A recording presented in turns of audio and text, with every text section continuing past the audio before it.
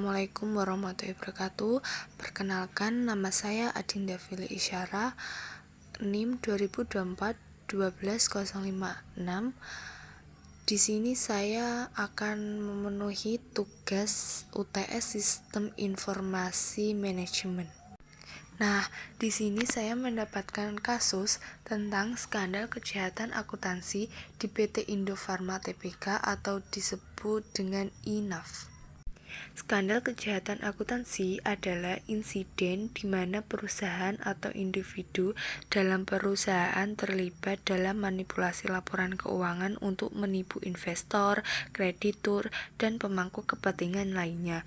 Dengan manipulasi atau penyimpangan informasi keuangan yang dilakukan dengan sengaja untuk memanipulasi laporan keuangan, menipu kelemahan atau kesalahan dalam operasi perusahaan, atau mengelabui investor dan pemegang saham. Tindakan ini seringkali melibatkan pemalsuan data keuangan, penggelembungan aset, pengakuan pendapatan yang tidak sah, dan penggelapan dana. Nah, ini kasus PT Indofarma Tbk merupakan salah satu badan usaha milik negara atau BUMN yang beroperasi di sektor farmasi. Sebagai salah satu produsen obat-obatan dan alat kesehatan terbesar di Indonesia, INAF memiliki peran penting dalam menyediakan akses terhadap produk kesehatan bagi masyarakatnya. Sebagai perusahaan publik yang terdaftar di Bursa Efek, INAF memiliki kewajiban untuk menjaga transparansi, akuntabilitas, dan integrasi dalam pengelolaan keuangannya. Nah, salah satu contoh terkini dari skandal keuangan ini terjadi di Indonesia, melibatkan PT Indofarma Tbk dan anak perusahaannya. Skandal ini telah mengejutkan banyak pihak dan menimbulkan kekhawatiran akan integritas dan transparansi dalam pengelolaan keuangan perusahaan.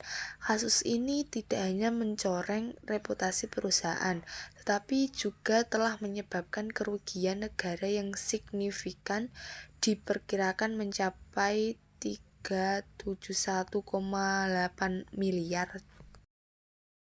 Nah, sekarang kita akan menganalisis kasus fenomena tersebut. Yang pertama, termasuk ke dalam dimensi moral apakah permasalahan isu sosial dan etika dalam sistem informasi yang kita temukan. Permasalahan isu sosial dan etika dalam sistem informasi yang terjadi pada kasus PT Indofarma Tbk termasuk ke dalam dimensi moral, kejujuran, dan integritas. Dimensi ini menyoroti pentingnya kebenaran, transparansi, dan tanggung jawab dalam pengelolaan data serta informasi keuangan. Manipulasi laporan keuangan yang dilakukan untuk menyembunyikan kerugian atau meningkatkan pendapatan secara fiktif menunjukkan pelanggaran serius terhadap prinsip-prinsip moral tersebut. Yang kedua, apakah peraturan yang berlaku di Indonesia dapat melindungi hak-hak korban dari permasalahan itu? Yang pertama, Undang-Undang Nomor 27 Tahun 2022 tentang Perlindungan Data Pribadi atau UU PDB yang merupakan landasan hukum yang komprehensif dalam melindungi data pribadi warga negara Indonesia. Undang-undang ini menetapkan hak-hak subjek data pribadi seperti hak untuk mengakses, memperbaiki, menghapus, dan menarik persetujuan atas pemrosesan data pribadi. Yang kedua, Undang-Undang Nomor 11 Tahun 2008 tentang Informasi dan Transaksi Elektronik atau UU ITE. Sebagaimana telah diubah dengan UU Nomor 19 Tahun 2016, undang-undang ini mengatur ketentuan pidana bagi pelaku kejahatan siber dan memberikan hak kepada korban untuk melaporkan dan menuntut ganti rugi atas kerugian yang diderita. Yang ketiga, menurut Anda, apakah yang perlu Anda lakukan untuk di kemudian hari agar Anda terhindar dari permasalahan itu tersebut? Yang pertama, saya harus menjaga integritas dan kejujuran dalam setiap pengelolaan data dan informasi, terutama jika saya terlibat dalam sistem keuangan atau informasi perusahaan. Manipulasi atau penyalahgunaan data sekecil apapun dapat merusak kepercayaan dan berdampak besar secara hukum maupun sosial.